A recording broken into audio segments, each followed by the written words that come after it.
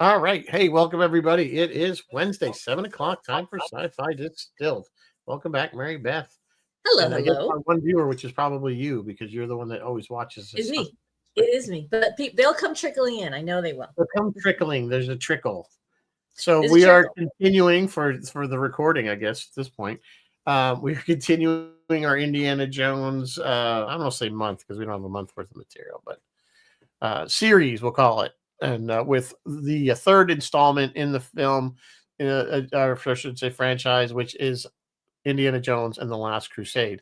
The But before we best get to movie in the that, series. we have a little bit of news, I A think. little bit of news, just a few little tiny things.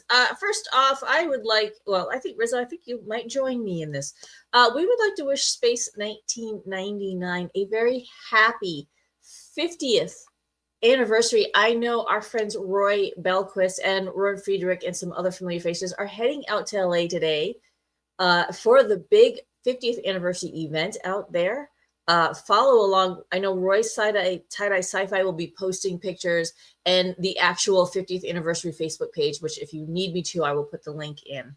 We'll be posting pictures all weekend long from the event, and it sounds like it's going to be a really good time. So Yep. good for you guys. Have fun. So congratulations, Space 1999, on making it to 50. Although it's not a person, so of course. But a lot of the actually actors, on TV anymore. A lot of the actors are still alive. So oh yeah, who's still alive? Yeah. I know Barbara Bain's going to this. Yep. And a couple others. I saw Barbara and Nick at yes, Star you Trek did. You Las just Vegas. saw Barbara. Yeah, Barbara and Nick will both be there.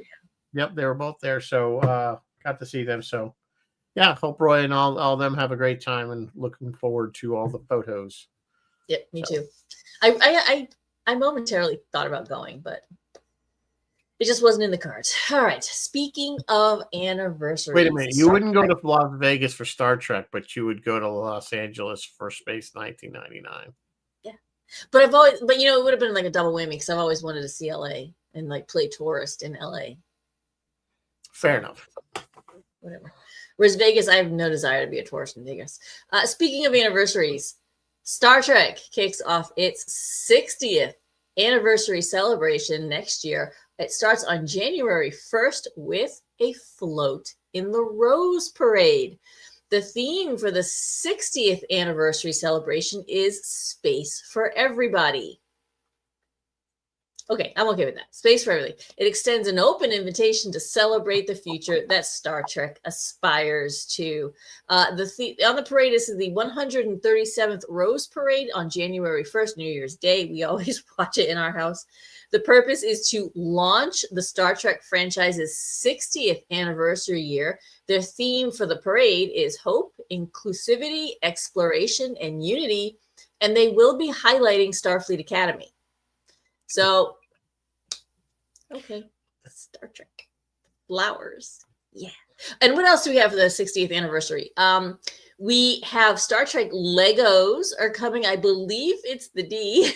I'm not sure. Is it Lego or is it it's probably Mega Bloks because they didn't Lego. Is it actually Legos. Lego? Did they finally by the license for Lego or Lego got it? Because apparently.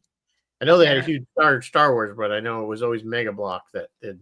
Yeah, no, I can double check for you, but everyone has said the word Lego, including Trek culture. So I think they would have said Mega Block if it was Mega Block for for purposes. Fair enough.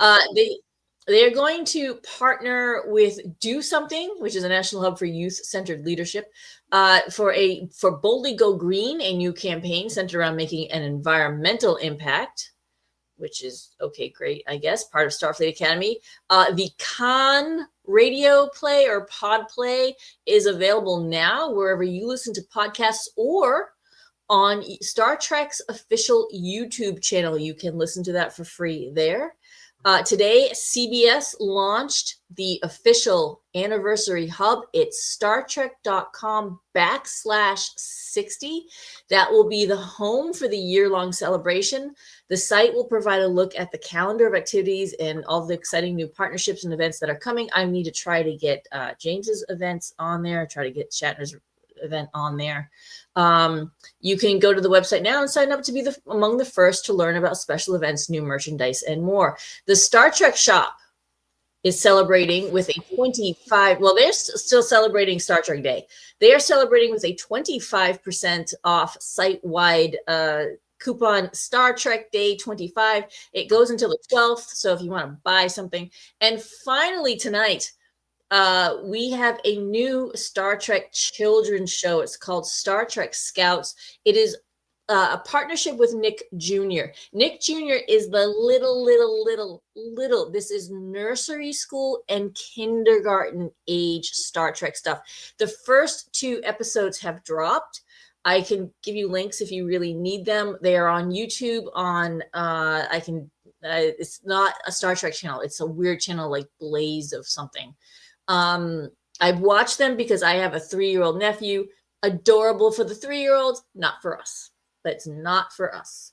It looked like Johnny Neutron revisited. At least it looks like that, but it's not even that smart. It's for, when I tell you this is for babies, I am literally mean this is for babies. Like the content I'm trying to think, is, some of us were talking about in our little chat and your group numbers. what it is they're trying to accomplish with that.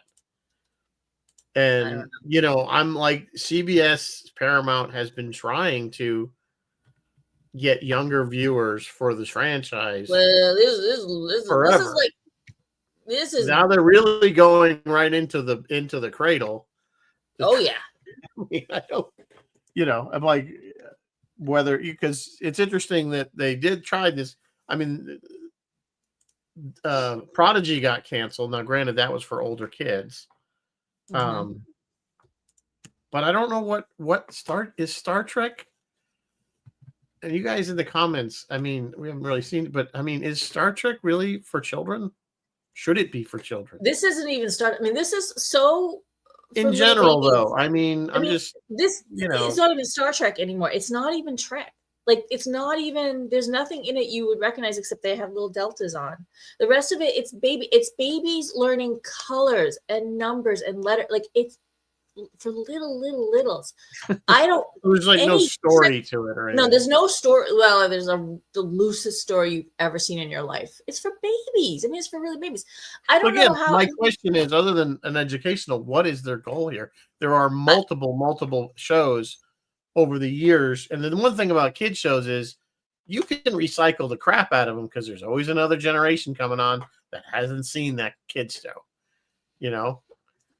So they're still running Barney from the 90s, and it still fits. Here's the thing: when you say what's their goal, of course your first thought is, well, to get the kids into Trek, but this won't even do that. It's for such little kids that I don't know if they will make the connection of that thing I watch, Star Trek Scouts, and this other show that I'm watching now is a tween or whatever. Oh, that's all the same. Like, they're not even gonna no tween is gonna watch this and go, okay, now I want to watch TOS. That's not gonna happen. The logical connection, but we are talking about network executive.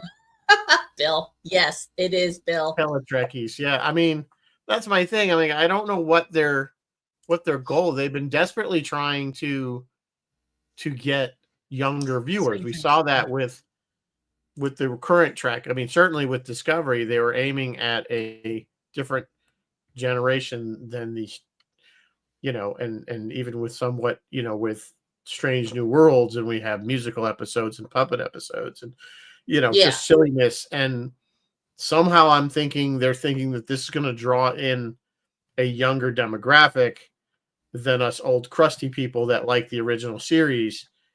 But I think in my opinion, and I said this in another group, I said I think what they really need to do is learn what Star Trek was and what made it great and go back to that. Not try to reinvent it for a different generation, because I think the idea of Star Trek and what it was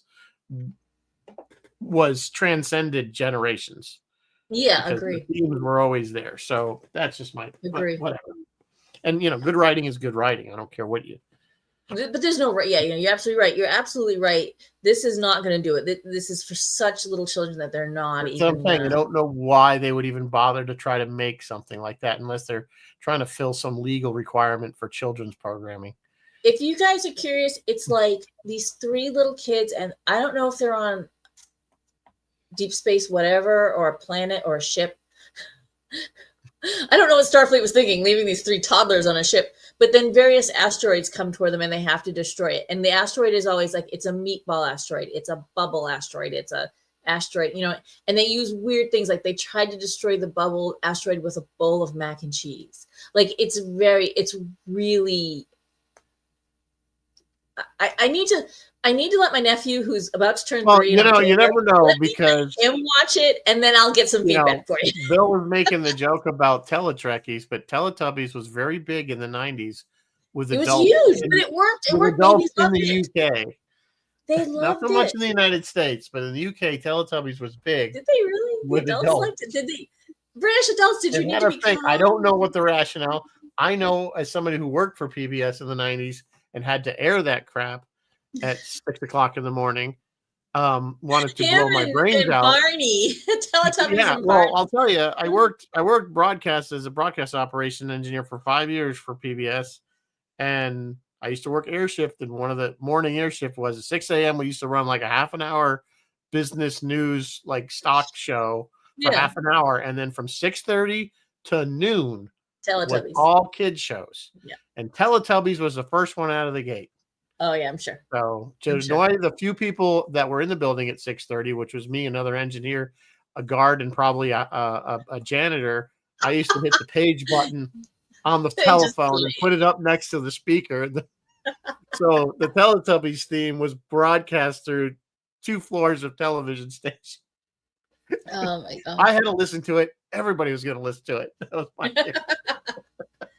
Oh, anyway, but was like Fred Rogers and all them still around? Yeah, I was. Yeah, we were running all those Sesame Street. I mean, all that stuff. That's educational. Yeah, every day I used to run that stuff. Well, all right. My point to all of that was that Star Trek is planning some stuff to celebrate the 60th, and they've dropped new episodes for babies. That's all I'm trying to tell you. Oh, and on the New Year's Day, everybody watched the Rose Parade. I guess for the Star Trek float. The Star Trek float. Star Trek, the Enterprise in flowers. Yeah. Weird. Okay. Anyway, is that all our news? Any other news? I have something else, but I'm going to just skip it tonight. What are we drinking tonight? I didn't remember this time. Indiana Jones movie ever. Oh, I found this one, and the website is there. I try to give credit to, because I don't make these up. So if you do make it, go to the website and give them some credit, I guess. And I'm not a big sangria drinker, so I don't know, because I'm not a big wine person. But you get your red wine, some brandy, orange curacao, which is. Curacao just comes in all kinds of colors. We're always used to hearing blue curacao, but it's an orangey kind of citrusy flavored liqueur. It's generally it's clear, so they just add food coloring, and it gives you that little citrus flavor and color. So and got lemons and simple syrup. I mean, probably good. I'm not a big like I said, I'm not a big sangria drinker. But... sangria, is that the one that usually has the fruit in it? Yeah, usually put fresh fruit in it. A lot of times they'll float fruit in it. Yep. Okay. It's basically wine and fruit juice. Wine and fruit juice. Really, what it basically is. So all the kids need their juice. Chris is allergic to rose. It's a way to stretch the wine, I think. It's not the Rose Bowl. Make it not taste like. Check it out, guys. Got my. She got her. She's all. Those are her new. Been all shot up.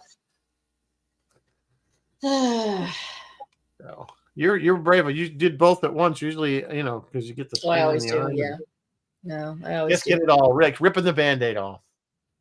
Yeah, it's that time of year. Those of you who don't get it, get your flu shots, and your COVID shots. So. It's still a good idea, regardless of what our CDC says.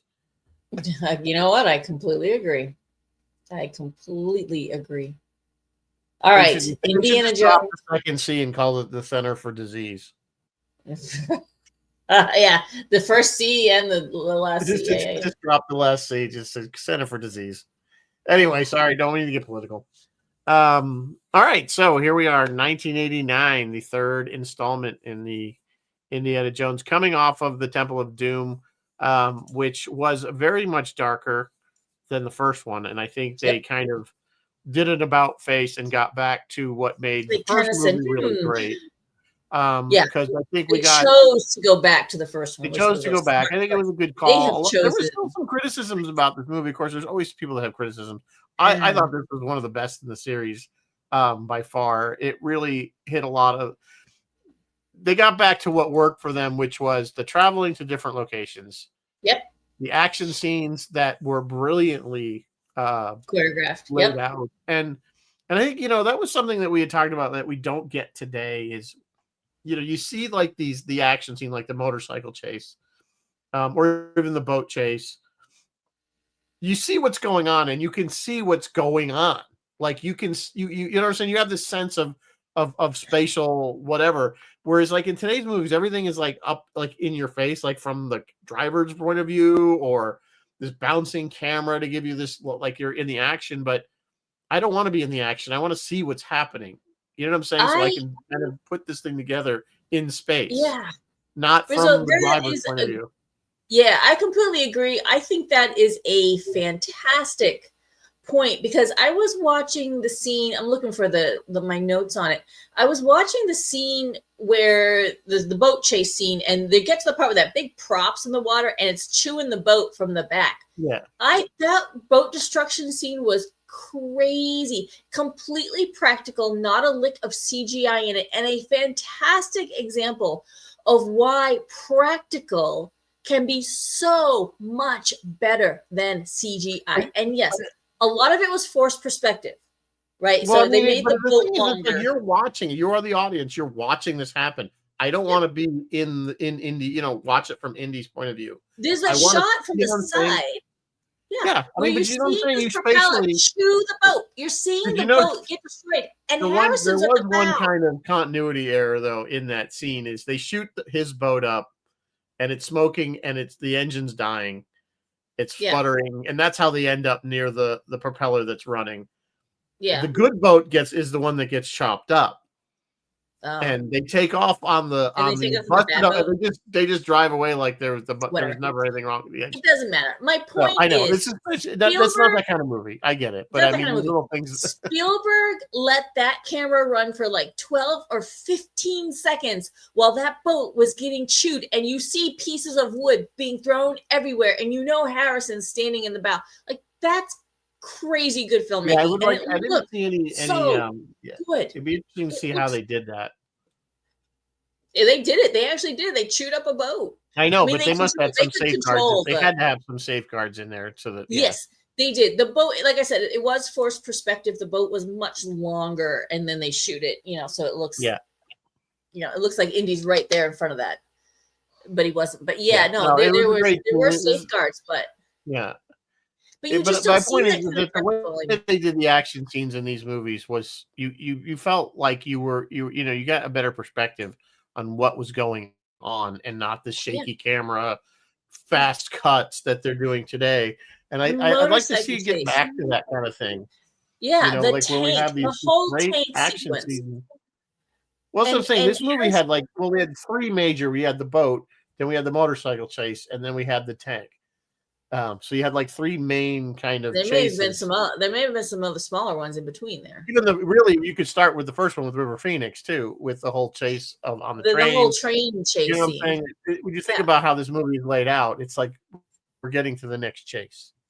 Yeah, true. It's dialogue to get to the next chase. Harrison was doing a whole bunch of his own stunts, and that tank scene just looks so good, but they're all inspired by something. And hang on, I will tell you, the tank scene was you know how Lucas cut the trench run, but he used World War II or World War I fighter jets, and then that's how he cut the. Spielberg did the same thing with the tanks. And hang on, it was a John Ford who did a whole bunch of westerns.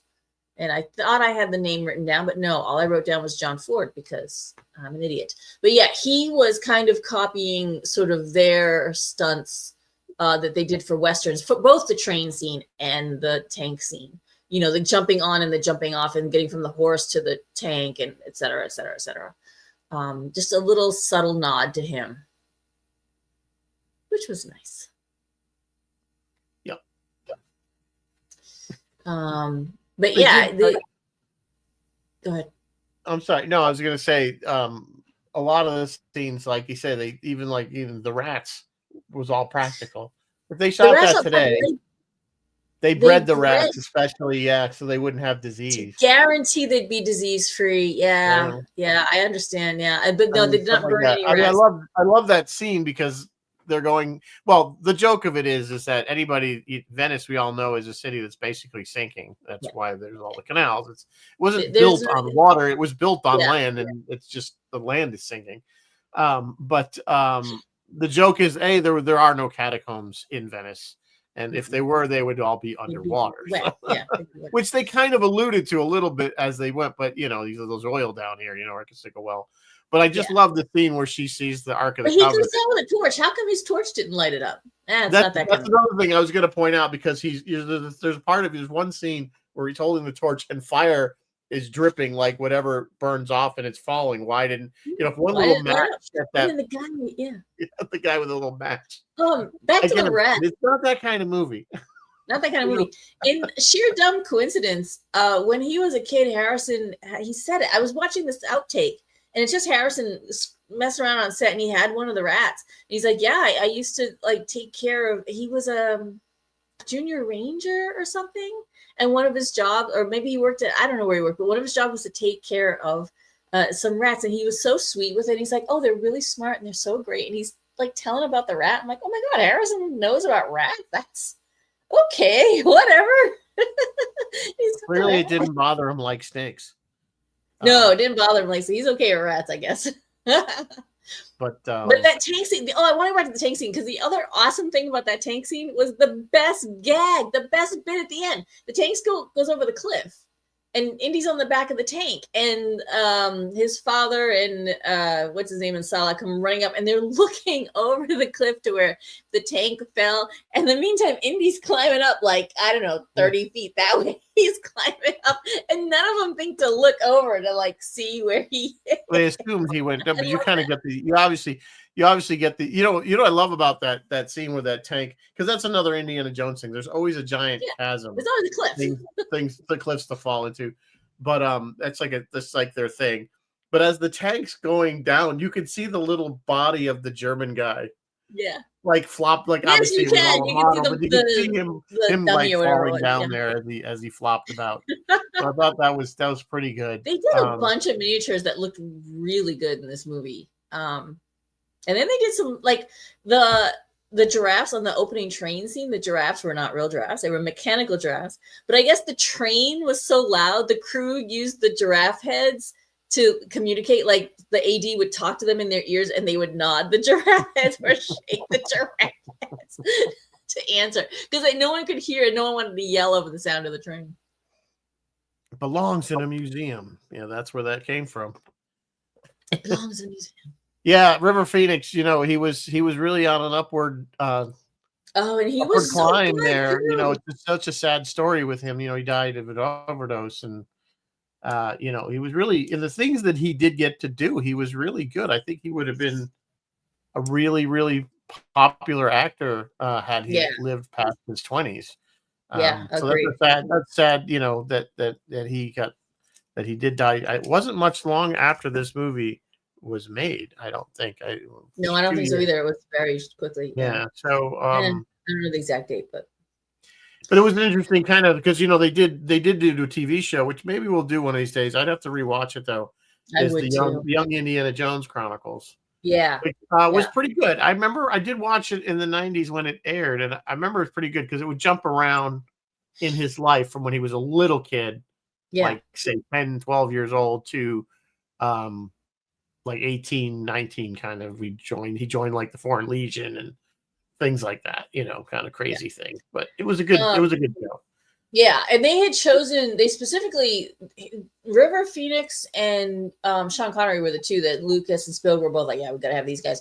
But River had done Mosquito Coast with Harrison, and I guess had already started imitating stuff that Harrison did back on that movie. So they knew he'd like slide right in and fit right in, and he did. And I thought he did a great job. I actually liked the bit. And you know what's so weird is nowadays that would annoy me. Like when they retconned, when they did that bit of how Han Solo had dice hanging off on the Millennium Falcon, that annoyed me. But when they did the thing, he's playing with the whip and he hit himself, and it explains Harrison's real life scar his that real he got in a scar, car wreck yeah. or something.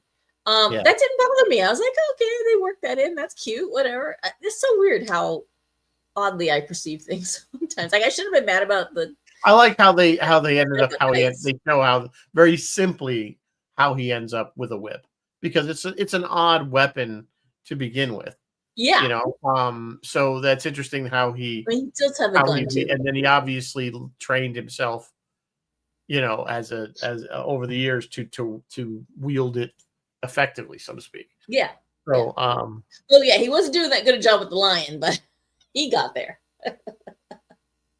So Lucas wanted this to be a haunted castle movie, and Spielberg had just done Poltergeist, so he was like, no, we're done with the ghosts. Spielberg wanted the Holy Grail concept, but Lucas was not excited about it. And Spielberg had to kind of convince him and say, well, you know, it's got the double meaning. And there's like the actual grail that they're chasing. And then there's like the Holy Grail of like a good relationship with your father, because I guess nobody has a good relationship with their father. I don't know, that didn't make sense. But like the Holy Grail of having a great relationship. They did try to do you remember last week I talked about them? They wanted to do the Chinese Monkey King thing again.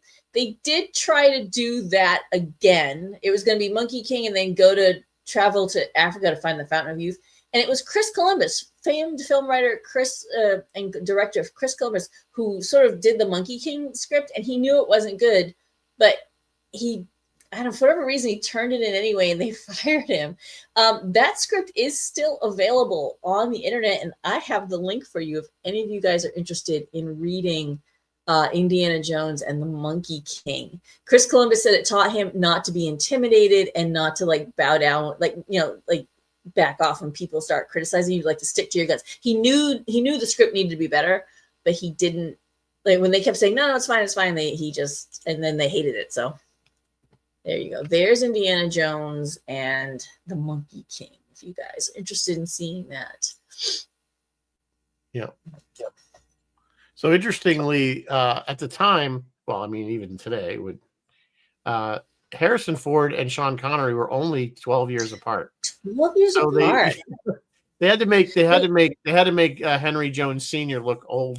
Yes, they had to age Sean a little bit. They make sure he always had gray hair and stuff like that. They had to age him up a little bit. That's okay. They're only 12 years apart in actual age. He was still a great choice for this role. He is a student of history himself, and like brought information, like new stuff, like which always blows my mind when people like, you know. And so he was making. Connery was a great pick for this as his father, I think. Yeah, completely agree. Having come from his own sort of being James Bond and kind of being an adventurous type character, you know what I'm saying? It sort of fits, although Henry Jones obviously is not the same person by any means. He's he's clearly an academic.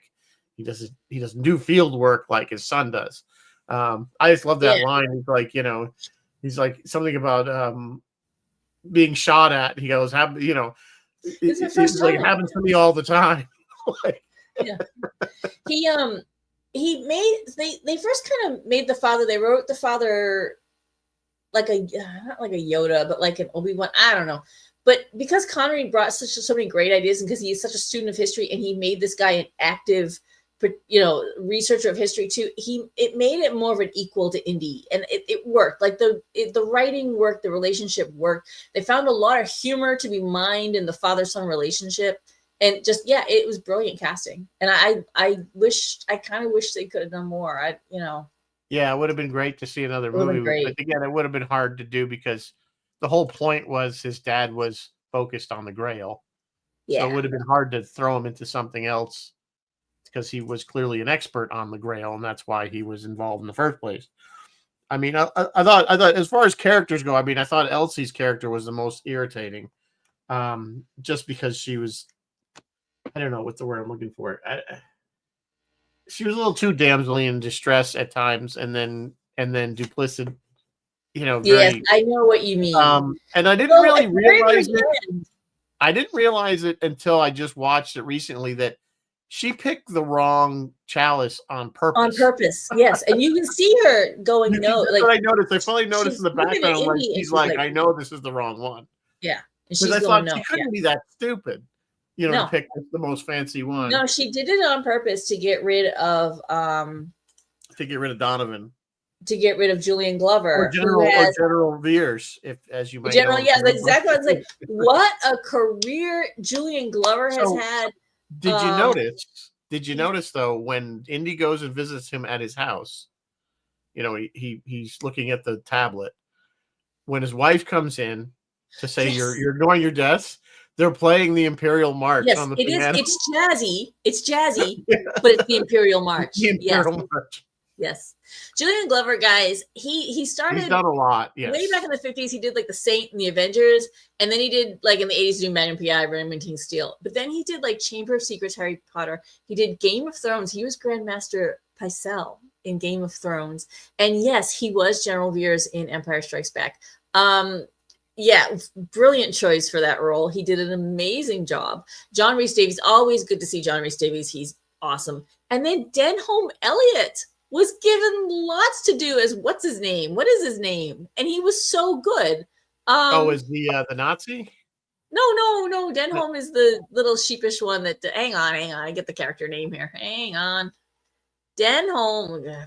You're talking about Marcus Brody. Marcus Brody. Yeah. Marcus Brody. And I love the scene, like I love the jump cut where Harrison's telling Admiral Veer, I guess he's telling him, oh no, Brody blends in and he probably already has the grail and he's flying. Jump cut to Brody like, hello, does anybody speak English? That we all knew that was. He's like, are you kidding? He got lost in his own museum. You knew that was a lie, right? When he said it, but that was funny. Good. Yes, no, he's as an actor, he's been in a ton of stuff. Denholm. Good. He had a great role in Trading Places. He was the butler in Trading Places. Yes, he was. I love the scene where he's making in that I think we did that movie, did we not? Or not? No, maybe not. He's making like flambe, like some kind of. Got the flames, and he's making Dan Aykroyd and his girlfriend this dessert, and of course they'd rather have sex or something. So he's like, "Do you not want dessert, sir?" And he's like, "No, you have it." And he's like, "Can you have it?" And the next thing you know, you see him just throwing it in the trash, like I'm not eating this crap. Did he actually do Bridge Over the River Kwai? Hang on, let me look through his. Boy, I think he might have. He would have been young. He would have been pretty young. He did. That was Alec Guinness. Another awesome movie. One of my faves. Denholm did so much. He's one of those guys that you just see everywhere. But he'll always be Marcus Brody. I love the way Sala says it. And then, of course, I love the sound. You were named after the dog. You were named after the dog.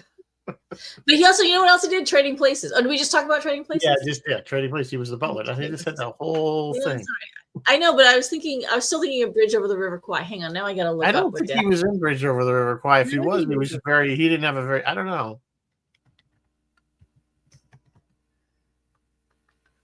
So, but yeah. Cast. So they were. I don't know if you mentioned this. Sorry. So they were gonna. Yeah, Alec Guinness. You're thinking of Alec Guinness. Yeah, obviously Obi-Wan. But for Henry Sr., they were thinking of as a backup Gregory Peck, Christopher Plummer, and John Pertwee. Which John Pertwee was a doctor, as in Doctor Who. So yes, John Pertwee was a doctor back in the day. Those were the backups if they couldn't get Sean Connery. Sean Connery was always their first choice, though. Backing up to Julian Glover, I'm so surprised he never did any Star Trek. I'm kind of doing all roads sort of quickly here as we talk. Not even a TNG. No, I'm not even seeing that.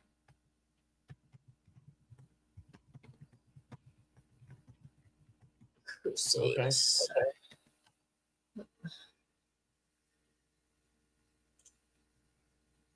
They also were considering Laurence Olivier to play the Grail Knight. Now that would have been interesting. He wasn't. By the time he was too old. Yeah, he was too old and ill to do this movie by that point.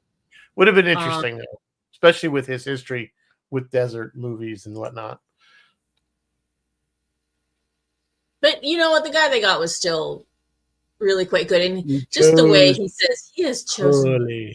Really, it's just dry enough to be like funny. Well, he was. You could tell. That's the other thing you kind of tell. I mean, he was just like, I've been in here for 700 years. I am done. Yeah. He was just like, so you don't know really. I guess he assumed he just died because the Grail was past the seal. Like, you don't really see what happens to him. By the way, that actual temple is real. It's not. Yes, it is. Kendra. Yes, but it is in Egypt. That is real. It's in Jordan. It's actually in Jordan. It's in Jordan. Okay. That is a real place. That was not a set. At least the outside, obviously. They don't have the spinning blades in the Word of God and the leap from the lion's mane or whatever they said. So. That was Jordan. They were hanging out with King, was it Hussein and Queen Noor? King Hussein has since passed, and now it's King Abdullah, I think, and I don't know the queen's name, but yeah, Queen Noor, and she was cool. Queen Noor was born Lisa something in Washington D.C., and she went to Princeton, so she was an American, and she was the third or fourth wife of King Hussein, and that's Jordan. Jordan's cool, and I guess they stayed at the palace. The casting crew stayed at the palace. Queen Noor herself drove them to location a couple of days, and at the end, the very, very last shot of them riding off, which I have another piece of information about that last shot, but the very last shot of them riding off on horses into the sunset, those were the king's horses that he lent for the film. So thank you to Jordan for helping Spielberg and Lucas make that was this. That was such a metaphor too. Of course, them riding off in the sunset. That's another little nod to John Ford, because when Spielberg was a kid, Indy, I know the way. If you watch The Fabelmans, it talks a lot about him growing up and wanting to be a filmmaker, and it kind of shows. The Fabelmans is like the counter movie to 525-77, which is interesting. But anyway, it shows him growing up, and he goes to talk to John Ford because he loves his movies. And John Ford basically tells him, okay, the horizon, if it's at the bottom, it's interesting. If it's at the top, it's interesting. If it's right in the middle, it's boring. And in The Fabelmans, you see him, he has someone walking away, and then he like quickly tips the camera up to move the horizon down, and just uses that. And this thing is the exact same thing. If you look at this final shot, it's beautiful shot. The colors are gorgeous. It's them kind of silhouetted on horseback. You can't really see a lot of detail. They're riding away, but the horizon is low, low, low. He put it right down the bottom, and so all you see is like sky. And so he's following the words of his old mentor. Yeah, Spielberg. We all know Spielberg took. He took a lot from the greats, and a lot from Hitchcock. Oh my God, there's so much Hitchcock in this movie. He uses tons of Hitchcock in all his movies because he knows he was the master of stuff and suspense, which is what he was trying to create. Where Sean Connery uses the umbrella and all the birds fly up, that's like straight out of the Birds. And there's another one too. Wait, I did write it down. Where did I write it down? The Birds. But yeah, like there's the North by Northwest, the plane chasing the car, that comes right out of North by Northwest, and then the sequel scene came out of Birds. So yeah, he borrows a lot from Hitchcock, but he does a lot of subtle filmmaking stuff that like he doesn't spoon feed the audience. Like there's one shot, and I don't remember, it's kind of in the middle of the movie, where he's panning over a car from the nose back, and we hear sound effects and we hear noises. And then we see Indy coming out, and he's adjusting his Nazi uniform. And you didn't see what happened, but you knew what happened. He knocked the guard out and took his uniform. Yeah, that was in Berlin. Spoon fed to you. You know. But it could have been a time saver. It could have been a money saver, but it doesn't matter. It trusts the audience to sort out what happened instead of spoon feeding it to him. I love that. Yeah, that scene where he goes to Berlin to get the book back, and so they got a Yes. ton of extras to do that, Yeah. and all the uniforms, Are the German uniforms were original German uniforms yes. that they found in a warehouse that were still usable. And when they got all the extras, one of the interesting when they got all the extras to do their Heil Hitler, all of them had their other arm behind their back, crossing their fingers, because Yes. remember, Germany's not very proud of that history. You know what I'm saying? So to get them to do it and do it, was pretty good.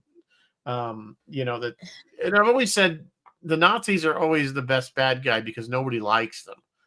Like, you're not going to offend anybody by making a Nazi you can look always bad. make them the bad guy. Unless you're a Nazi, in which case you don't care, because we don't care if we don't make Nazis bad because they're Nazis. I can't believe they found enough. They didn't find. I mean, they had to make some uniforms, but they found a number of uniforms. I can't believe they were still in good condition.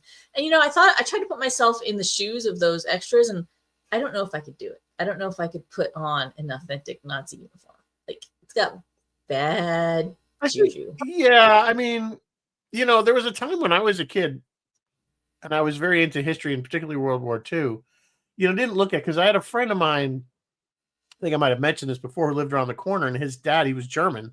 He was the only one of his family who had older brothers and sisters that was born in the United States. So his mother's parents, they all came from Germany. His father had actually served in the German Africa Corps. Oh, wow. And his father still had his Iron Cross medals. And I was just fascinated with that stuff. I as a kid, the guy that lived across the street from me, an older gentleman, was a World War II vet, and he had an actual Nazi flag because he was in the European invasion. And when they took over a camp or something, and he took the flag down and kept it as a souvenir. So, those symbols, of course, we know what they are. They mean, I think they're just like the Confederate flag today is more of a symbol than we used to kind of acknowledge as a symbol of racism. Back in the 70s, we had the General Lee, and kids had it on their bikes. And so I think some of it, I'm kind of going off on a tangent, but I think some of it is more pertinent today as we're understanding what it meant. Of course, they co-opted that symbol. The swastika wasn't invented by the Germans. That was actually another, I forgot where exactly it came from, but it wasn't them. So anyway, yeah, I mean, I know what you're saying, but it is cosplay. I couldn't do it. I get you. I couldn't do it. Yeah. I wouldn't walk around in this day and age wearing a Nazi uniform. Bill, they do have really good looking uniforms, though. I will give them that. So. Yeah.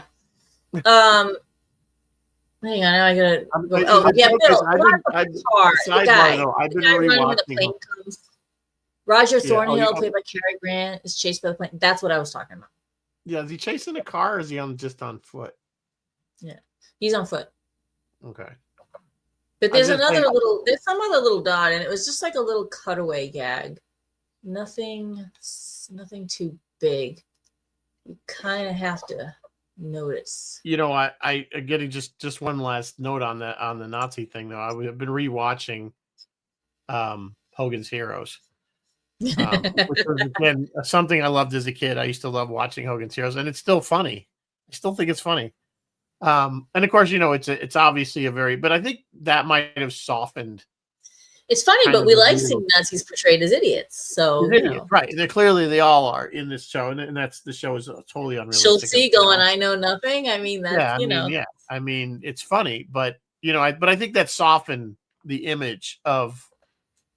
Well, it made it okay to make fun of it. Yeah. So. Anyway, what else were we talking about? We're on. Back to Indiana Jones and the notes. Yeah. No, I said the nod, and what did I say? The nods to Hitchcock, subtle filmmaking, which I prefer. The seagulls, Den Homoli was great. Bolt destruction. Yeah, Brotherhood of the Cruciform Sword, protect the Grail. The Grail was kind of like the Lord of the Rings ring. Like, the people got obsessed with it. Remember, the very last clip is her. She's holding on, and she's like, hang on, I can reach it. And he's like, no, you can't, come on. And she falls. And then now he's down there, and Henry, his father, and he's going, hang on, Dad, I can reach it. And he's like, no. So yeah, you get a little obsessed with it, kind of. Yeah, I mean, of course, this kind of goes back to the previous movie, Fortune and Glory. Yeah, Fortune and But Glory. clearly, the point is that what the original, what the guy said, is like it's not meant for man, and you're not meant to find it. Are you searching for it for his glory or for yours? That's kind of Yeah, was the exactly. line. Yeah. And he's like, I just want to find my father. And of course, then he's like, well, then in that, I wish you good luck, kind of thing. So Indy was never ever really after the Grail. He was originally there just to find his father. Yeah. Of course, then he gets But sucked then into he realized his finding. father was on to something, and then Right, he kind of went from there. right. Yeah. So you mentioned at the top of the hour, this movie was filmed all over the place. The motorcycle chase was filmed at Skywalker Ranch. They they filmed a bunch in Jordan. I already talked about that. They filmed a bunch in Venice. We already talked about that. The cinematographer was like, I'm not filming in Venice at the height of tourist season. So of course they filmed in Venice at the height of tourist season. But They got the Spain, whole Yeah, and they were allowed to use that whole main canal and for they like days. they shut down a canal Yeah, for him. yeah, The that's the blimp main canal. scene, yeah, for some reason the blimp scene, and I don't know why it was done here, but the blimp scene was shot in Spain. I don't know why, but it was brutally hot. So apparently, whenever it was waist up shots, like if they're sitting Yeah, at the table, they're all wearing everyone their had their pants cities. off, no Yeah, I'm pants. wondering if the building they used, I'll have to research it, but the building they used when he pulls up where that aerodrome is, that might have been a building that exists in Spain, and I wonder if that's why they used it. Oh, maybe. For its look. I have a feeling. Because they Yeah, shot, maybe. they shot a lot of Andor there Yeah, for yeah. similar reasons. It does have a cool look. It does have Yeah. a cool. So a So, couple other little tiny tidbits. The seagulls were actually pigeons or doves because you can't really train a seagull. Not that you need to train them. The bullet wound at the end, the father has the bullet wound. And even as a kid, I knew what this was. It's the old baking soda and vinegar yeah. trick. He like pours the water from the Yeah. grail on his chest or Yeah. belly, It was whatever. just, yep. The temple, that temple that would like kind of earthquake apart, it took 20 minutes to reset because they could it took 20 minutes for the hydraulics to get the thing back to like the floor back together, and then they had to go over it with plaster to like hide all the cracks and stuff. The ILM did Donovan's death scene, which was him aging super fast, very comparable to the Nazi melting face scene. But this was the very first scene to be completely composited on a computer and then scanned to film. They did have some practical effects in that. The hair growing out was practical and stuff, but most of the face aging was on the computer. Yeah. They went back again to their roots of Raiders with that kind of horrific Yeah, death horrific. scene, where But it wasn't as bad. Like it wasn't nearly as horrific as Temple of Doom, where there was like horrible stuff every other scene. This was like No, but I mean, like pretty. the way the two guys pretty much The way the two died guys at the died. end of Raiders, the one guy's head Yeah. exploded, and the other guy's melted, and Yeah. the other one went squished, and so it was kind of very reminiscent of that. I Yeah. do like the kind of the dust blows away, and it's just his little Nazi pin, his swastika pin is all Yes, kind and that's all you see that's left of him. that's all Yeah. you see that's left of him, and because I noticed it too. I never really noticed it the first time, but as he ages, his clothing ages. Yeah. Like it It's, kind of, what I'm saying? The dusted. clothing as if he's decaying, like time, Disintegrates. Yeah. like he's in some kind of time bubble that's speeding up, Yeah. and he's going, which is interesting because the Grail. The Grail is obviously supernatural, so they can do anything it wants. But Yeah, you it can think if do it it was wrong. just physically aging, the person inside of the clothes wouldn't be affected. But I thought it was a nice effect, and he needed to be dust when it was done. Yeah, he needed to be dust when it's done. And then something in that same kind of scene there, or actually the sort of the start of that whole sequence, that people were talking about online. I'd be curious to hear what you guys' thoughts were on it. The very first trial is only a penitent man shall pass, and Indiana realizes to duck down because a blade comes across this way. But interestingly, a second blade comes this way, and some people are like, yeah, because he didn't just duck the flat one. And then he rolled.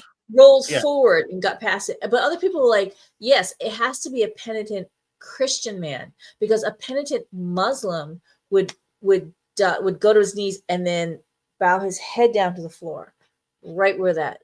And so there's some debate out there. Like, is that really what the filmmakers meant, or was it just?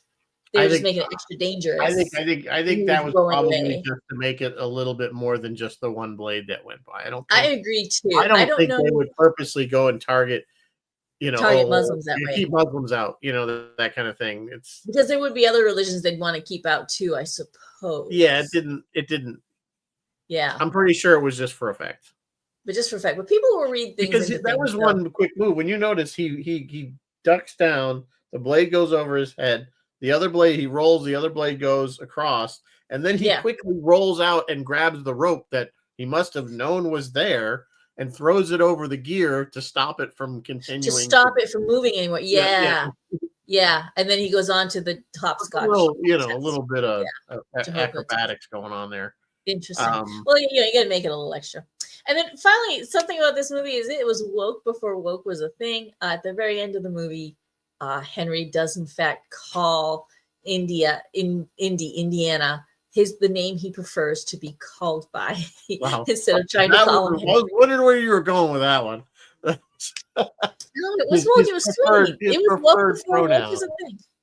No pronouns. Just his name, his chosen name. That's fine. His chosen name was. That's still a nickname because he still goes by Dr. Jones. Because he called him Junior the whole movie until the very end. Yeah, it does. But I mean, I suppose that's true. When he's teaching, he's Dr. Jones. Yeah, because when he's teaching, he doesn't go by Indy or Indiana.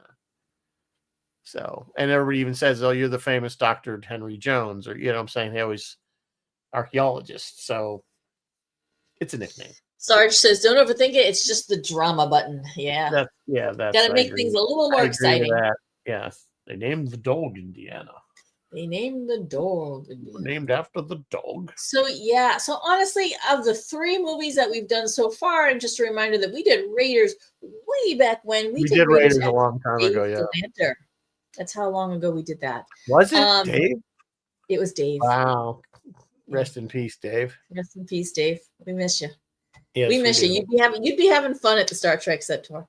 Of the 3 movies that we've done, this is by far my favorite and most preferred of the Indiana Jones Chronicles series, movies, whatever I'm saying here. Yeah, because that was only 2-3 years later. So the opening sequence with Phoenix definitely gave Lucas the kind of the idea and the go ahead because he wanted to do it.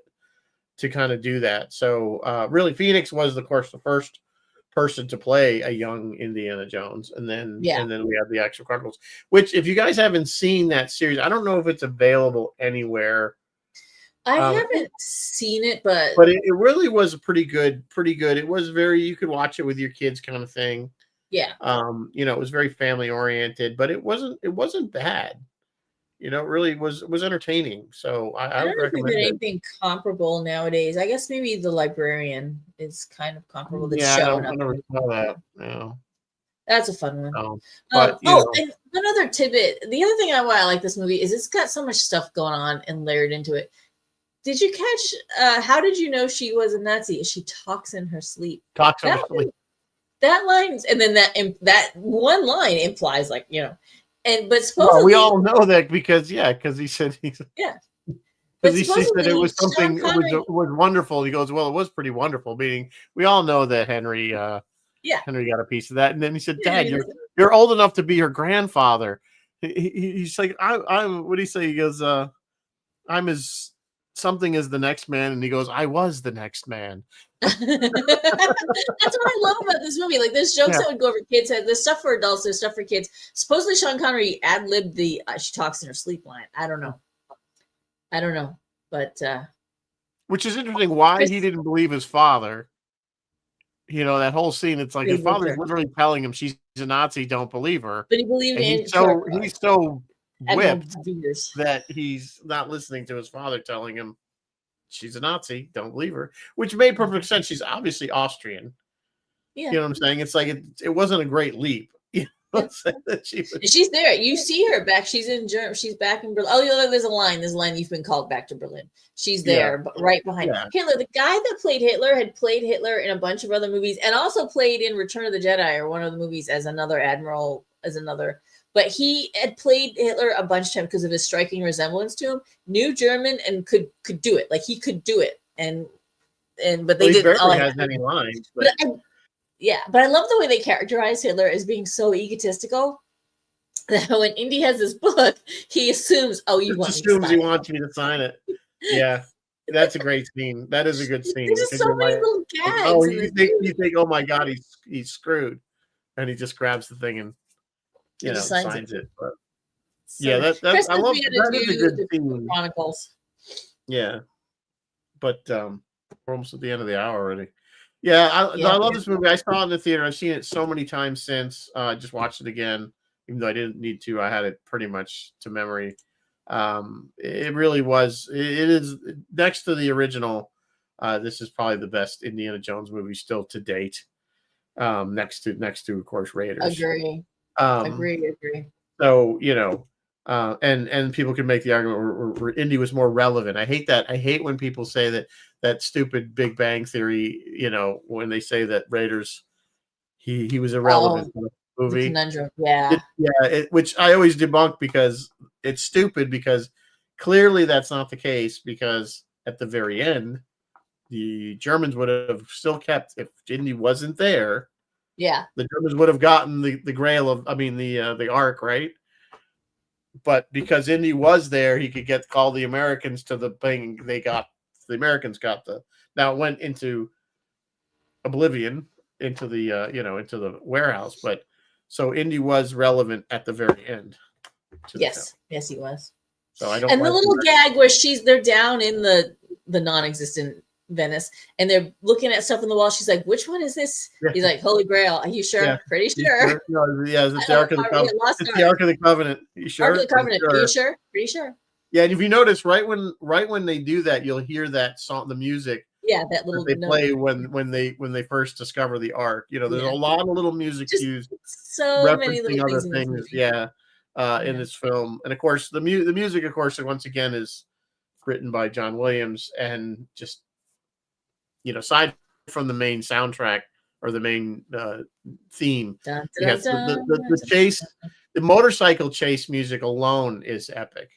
Yeah, if you just listen to it again, I have that CD, and it's just you could just listen to it. We were praising John Williams for his work on Temple of Doom, and Oh, and then this thing. So Temple of Doom had a budget of 28 something, and it made 33 million. This thing had a budget of 48, and it made $474 million at absolutely 100% bona fide success. And then we didn't see another one till when was Crystal Skull? Wasn't until the early 2000s, right? Early 2000s, yeah. Something. So there was a long stretch there where they decided not to make them. This was always, by the way, Spielberg's favorite franchise to work on. Yes, I think so too. Yes. Yeah, he has said as much. Yeah. And he has said certain gags and certain sequences he loved. No, clearly, you could tell they went back to their roots on a lot of stuff, and it's just a great movie. So, we were thinking of doing. Do you guys want us to do Crystal Skull and Dial of Destiny as a two-part? We're kind of doing the one show because we don't think we had enough for either movie. And we can do both of them. Do you guys want us to cover those in one show, two shows? Not at all. Yeah, let us know. In the meantime, Phil, our friend Phil, keeps pitching V for Vendetta. It's not a full-on screaming sci-fi, but I would love to do it. Let me tell you what Phil and Roy are doing, if I can find Phil's chat. Here it is. Thursday, he will be on with Bill McNulty for the politics show at noon.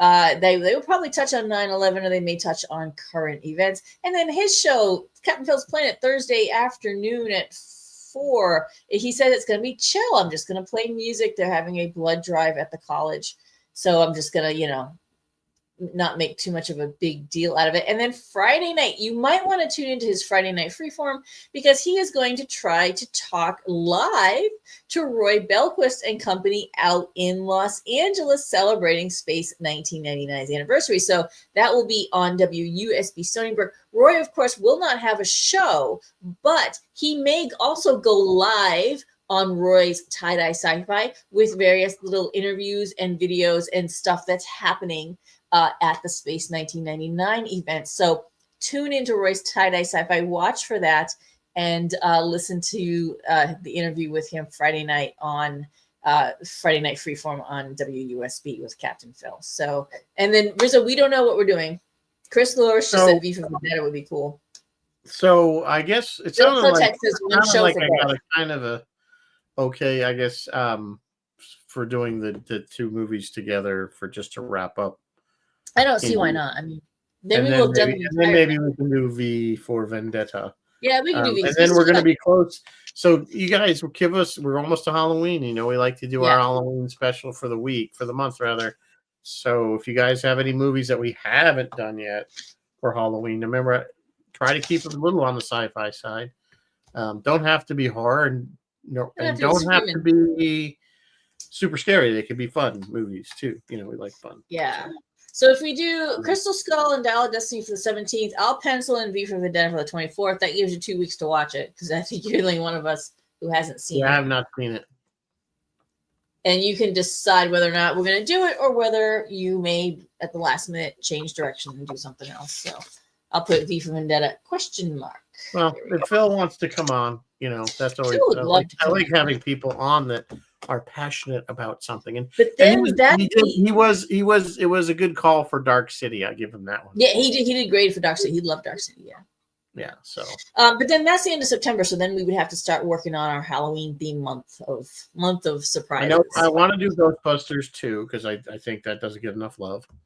And beyond that, Ghostbusters too. I don't know what else to do. Chris Rose saying the Monster Squad. He always says the Monster Squad. He says that every year for every year we've been on. Let's just do it for him. I don't know if I've ever even seen it. I don't think I have either. Chris, what are you leading us into? Is this good movie or what are we watching? Is that the one with? That's not the one with Michael J. Fox. Is this animated, Chris, or what is this? I have to look it up. Maybe. Well, no, we'll put a pin in that one for you, Chris. All right, have to see what it is. So anyway, we'll figure it out. We always do. And then of course, always at the end of the month, we always do Roy's. We do a crossover with Roy. Halloween is on a Friday, although I think we're going to be in tie. Yeah, we're probably going to be in tie for that day. Monster Squad 1987. The Groovy Ghoulies horror comedy cartoon. House of Dark Shadows. Yeah, I'd have to watch a lot of episodes to do that one, Chris. The film features pastiches. I love that word, pastiche. Of the universal monsters led by Count Dracula. They are confronted by a group of savvy children to keep them from controlling the world.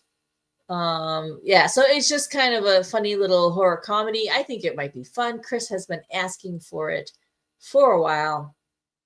I think we should do it. I'm not seeing Melly. I know Mary Ellen Trainor. I know who she is. I'm not seeing any other names that jump out at me.